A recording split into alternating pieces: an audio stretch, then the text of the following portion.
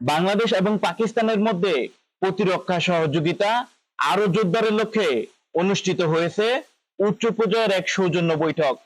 রোববার ঢাকার সেনানিবাসে সশস্ত্র বাহিনী বিভাগের প্রতিরক্ষা উপদেষ্টার কার্যালয়ে প্রধানমন্ত্রীর প্রতিরক্ষা উপদেষ্টা ব্রিগেডিয়ার জেনারেল অবসরপ্রাপ্ত ডক্টর এ.কে.এম. শামসুল ইসলামের সঙ্গে সাক্ষাৎ করেন বাংলাদেশে নিযুক্ত পাকিস্তানের হাই কমিশনার ইমরান হায়দার।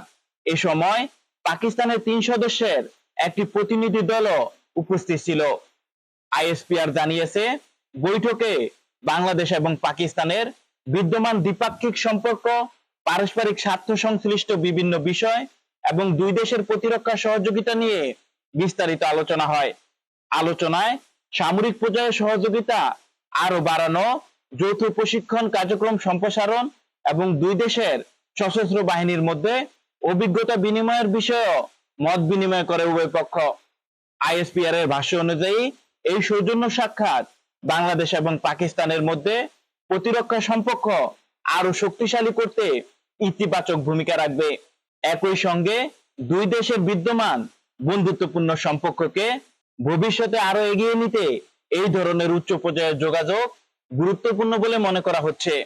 বিশ্লেষকদের মতে, নিয়মিত সংলাপ, প্রশিক্ষণ বিনিময় এবং পারস্পরিক সহযোগিতা বাড়ানোর মাধ্যমে আঞ্চলিক নিরাপত্তা, পেশাগত সক্ষমতা বৃদ্ধির ক্ষেত্রেও এমন বৈঠক গুরুত্বপূর্ণ ভূমিকা রাখতে পারে।